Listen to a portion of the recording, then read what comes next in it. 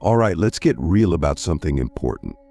We live in a world where people are always putting on a front, especially when it comes to spirituality. They claim to be chosen gifted with divine insights, but really they're just playing a game. You've probably met these people. They wear the mask of wisdom, but deep down, you know something's off. Today, I want to help you see through the act, to recognize when someone is pretending to be on a higher spiritual level just to manipulate or deceive you. This isn't just about exposing fakes for the sake of it. It's about protecting your own energy, your own journey. So buckle up, we're going deep, and I promise by the end, you'll know exactly who's real and who's just playing a role. First, let's start with something we all can relate to: authenticity. True chosen ones don't go around announcing it. They don't need to. Their energy speaks louder than any words. You'll feel it. It's something you can't fake. But the deceivers, they're loud about it. They need you to believe they're special because that's how they control you. Think about it. When was the last time you met someone who had to constantly remind you of how spiritual they were? Real chosen ones are often quiet, humble, and their wisdom seeps through in subtle ways. But the fakers, they're the ones who are always trying to teach you something, always trying to prove they're above you. Click subscribe to this channel to get more profound spiritual lesson. Now, here's the thing: watch how they respond when they're challenged. This is a big one. A true chosen one, someone who's genuinely connected to something higher, won't get defensive when questioned. They understand that everyone's on their own journey, and they're okay with disagreement. But a faker? They'll get rattled. They'll try to shut you down or make you feel small. Why? Because their entire identity is built on this false image, and when you poke at it, it threatens to fall apart. Pay attention to this. Real power doesn't need to defend itself. Fake power crumbles when it's questioned. And let's talk about their actions versus their words. You see, someone who's truly chosen doesn't just talk about love, light, and compassion, they live it. You'll see it in how they treat others, especially those who can't do anything for them. But the fakers? Oh, they'll say all the right things, but their actions won't match up. They'll talk about helping people, but when it comes down to it, they're only in it for themselves. They'll use spirituality as a tool to manipulate, to gain followers, to build up their ego. And here's a question for you: have you ever been around someone who claims to be spiritual but left you feeling drained, confused, or even guilty? That's a clear sign something's wrong. Now let's dig a little deeper. One of the most subtle but dangerous signs someone is faking being a chosen one is how they use spirituality to feed their ego. True chosen ones are constantly checking themselves. They're aware of their flaws, their limitations, and they're always striving to grow. But the deceivers, they've convinced themselves they're already perfect. They hide behind spiritual language to avoid dealing with their own issues. In their mind, they've already arrived, and they want you to see them as this untouchable figure. Here's a practical example. Pay attention to how they handle praise. A real chosen one, someone who's genuinely on a higher path, will deflect praise. They don't need it. They know the work they're doing isn't about them. But a faker? They'll soak it up. They'll crave it. You'll notice they're constantly fishing for compliments, needing validation from others to maintain the illusion of their chosen status. It's subtle, but once you see it, you can't unsee it. And here's another big one: watch how they treat people who disagree with them. This is where the mask slips. Real chosen ones know that disagreement is part of life, part of growth. But the fakers, they can't handle it. They'll either lash out or try to shame you, making you feel like you're less evolved if you don't agree with their spiritual outlook. It's a power play, plain and simple. They create an environment where you feel like questioning them is an attack on their supposed divine status. But ask yourself, would a truly enlightened person be threatened by a different perspective? Think about how they talk about others behind their back. This is something most people don't notice, but it's a huge red flag. A true chosen one won't engage in gossip or petty talk. They see everyone as part of the same spiritual family, even those who are struggling or lost. But a faker, they'll tear people down behind closed doors and then turn around and preach about love and acceptance. It's hypocrisy at its finest, and once you start paying attention to it, you'll see it everywhere. Now, I want to ask you something. Have you ever felt like someone was using their spirituality to put themselves above you? Like they were trying to make you feel less than so they could feel more powerful? That's not what real spiritual wisdom looks like. Real wisdom lifts others up. It doesn't need to put anyone down. All right, we're getting into the heart of it now. One of the most dangerous types of fakers is the spiritual narcissist. This is someone who uses spirituality, not just to inflate their ego, but to control others. They create a hierarchy where they're at the top and everyone else is beneath them. They'll demand loyalty, obedience, and even try to isolate you from other sources of wisdom. Why? Because the more isolated you are, the more dependent you become on them for guidance. It's classic manipulation, but with a spiritual twist. Here's a practical tip: watch how they react when you start seeking wisdom from other sources. Do they encourage you to explore, to learn from others, or do they try to pull you back, making you feel like they're the only one who can guide you? A true chosen one isn't threatened by you learning from other teachers. They know that wisdom comes from many places. But the spiritual narcissist, they need to control the flow of information. They'll tell you that others are wrong, that their way is the only way. And here's something else to watch for: how do they respond when you start to grow? Real chosen ones are excited by your growth. They want you to flourish, even if that means you outgrow them. But the spiritual narcissist, they'll try to hold you back. They'll make you feel like you're not ready, or that you're straying from the true path. It's all about control. And that's one of the biggest signs that someone is faking being a chosen one. They're more interested in controlling you than they are in helping you grow. So let me ask you, have you ever felt like someone was trying to control your spiritual journey? Like they didn't want you to grow unless it was on their terms? That's not real spirituality. Real spirituality is about freedom, about growth, about becoming the best version of yourself, not about staying under someone else's thumb. You see, the most dangerous of all fakers are the ones who exploit your vulnerability when you're searching for guidance. They know exactly when to step in. They sense when you're questioning everything, when you're feeling lost, or when you're at your weakest. That's when they make their move. They'll come in with comforting words, promises of enlightenment, and talk about secret knowledge that only they can give you. It's subtle at first. They don't come off as aggressive. No, they're patient. They plant little seeds of doubt in your mind, making you feel like without them, you'll never truly understand your purpose. But here's the thing: real chosen ones, real guides, don't need you to depend on them.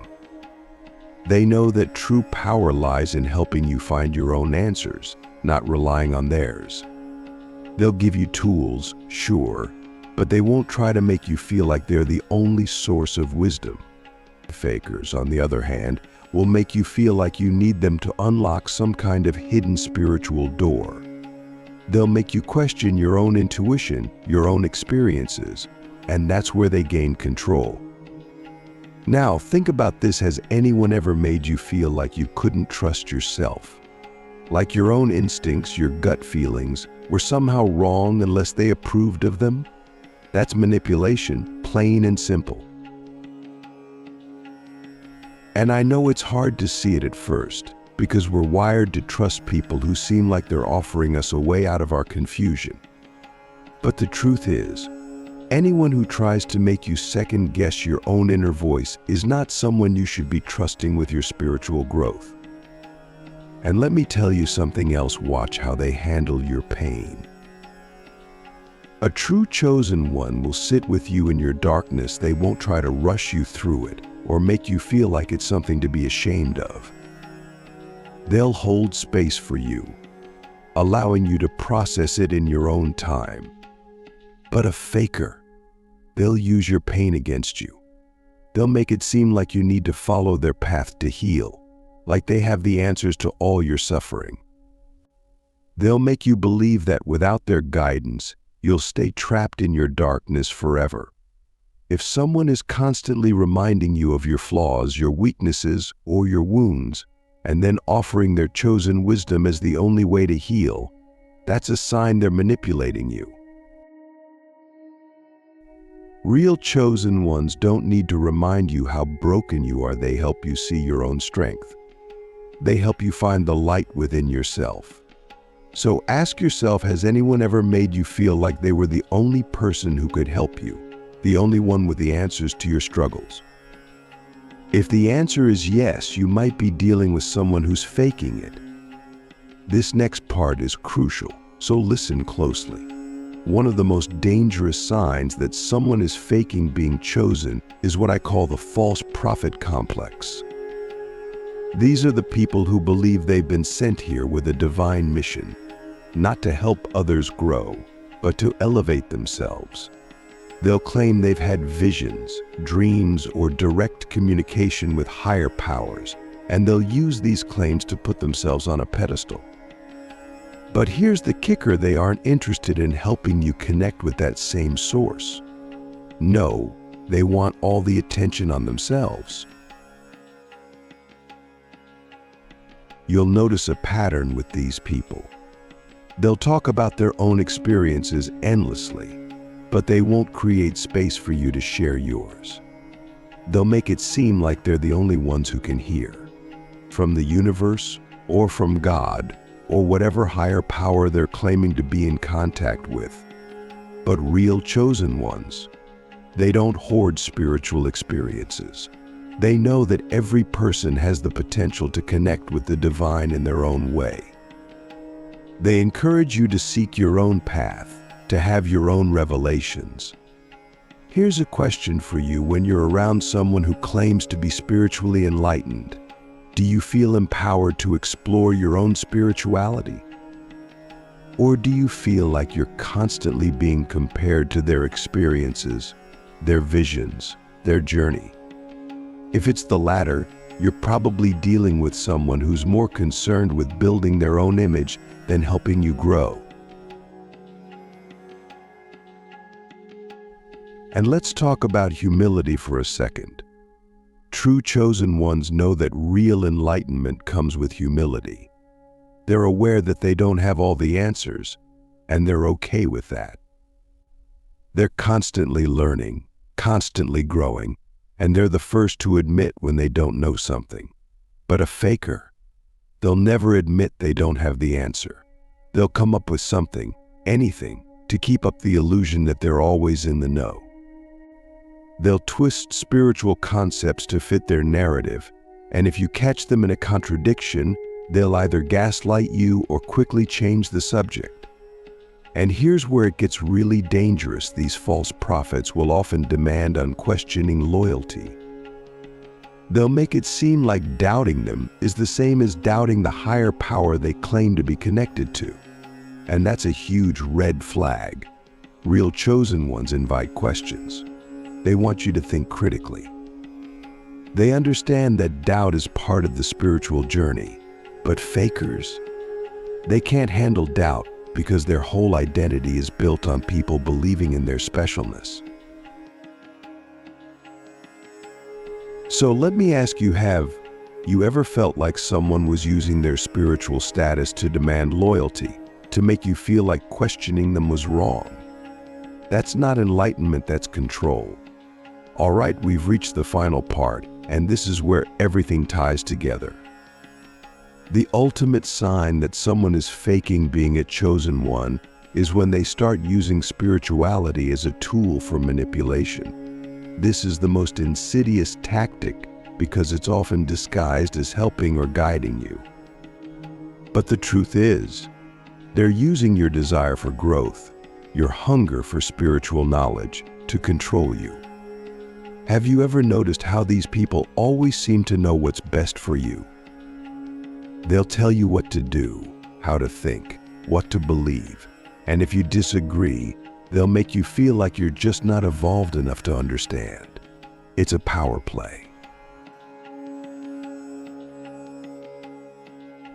They'll position themselves as the gatekeepers to spiritual truth, making you feel like you need their permission to access higher knowledge. But real chosen ones? They don't play that game. They know that everyone's spiritual journey is unique, and they respect your right to walk your own path. And here's something else to watch for: how do they handle boundaries? Someone who's truly enlightened will respect your boundaries. They won't push you to do things you're not ready for, and they won't make you feel guilty for setting limits. But a faker? They'll try to blur the lines. They'll make you feel like if you're really serious about your spiritual journey, you'll do things their way, even if it makes you uncomfortable. They'll pressure you, subtly or not so subtly, into crossing your own boundaries, all in the name of spiritual growth. And here's the final question I want you to ask yourself: has someone ever made you feel like your spiritual journey isn't valid unless it aligns with theirs? Have they ever tried to control how you think, how you grow, or who you become? If the answer is yes, then you've seen firsthand what it looks like when someone fakes being a chosen one. It's not about guidance, it's about control. Now that we've uncovered the tactics of those who fake being chosen one, let's get into the most important part: how you can protect yourself and break free from their influence. Because here's the truth: no one, and I mean no one, has the power to control your spiritual journey but you. Real spiritual growth doesn't come from following someone else's path blindly, it comes from trusting your own inner compass. And that's exactly what these fakers try to take away from you. They want you to doubt your instincts, to believe that they have something you lack. But the reality is, you already have everything you need inside of you. It's just about learning to trust it.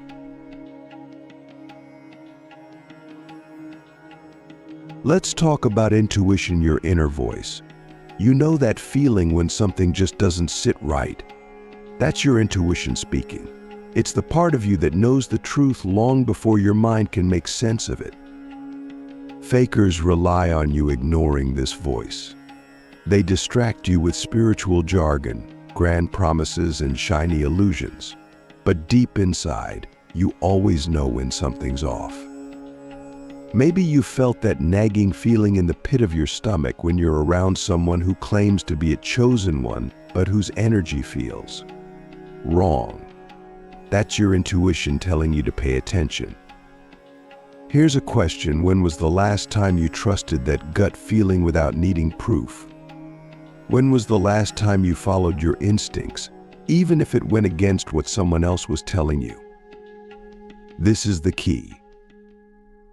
Fakers want you to believe that spiritual truth is complicated, that it's something only a select few can access.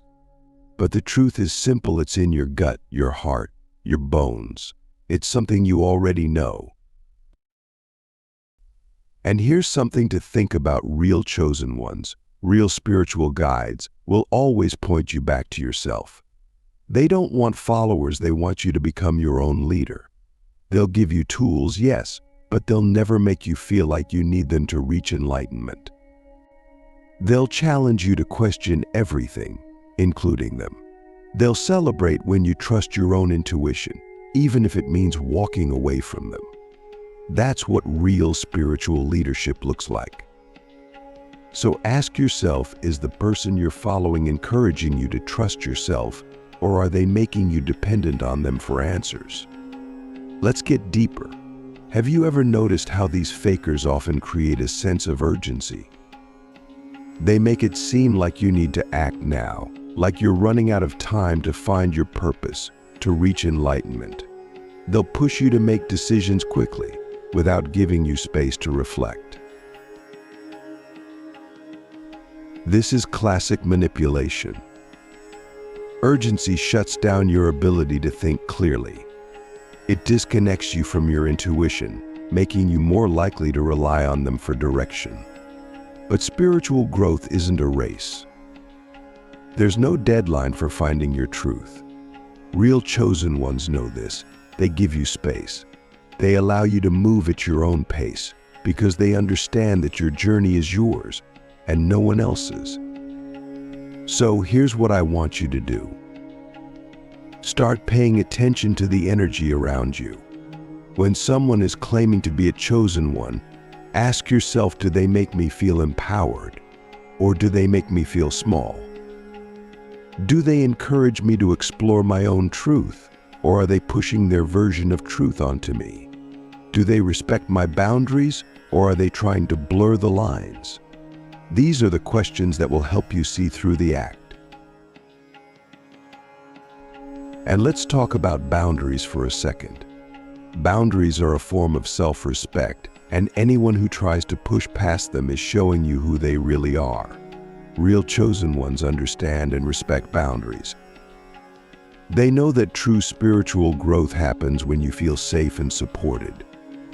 But fakers, they'll try to convince you that boundaries are limitations, that they're holding you back from your spiritual potential. They'll make you feel guilty for saying no, but here's the thing, boundaries don't limit your spiritual growth, they protect it. They give you the space to grow on your own terms. So if someone is trying to make you feel bad for setting boundaries, that's a clear sign they're not who they claim to be.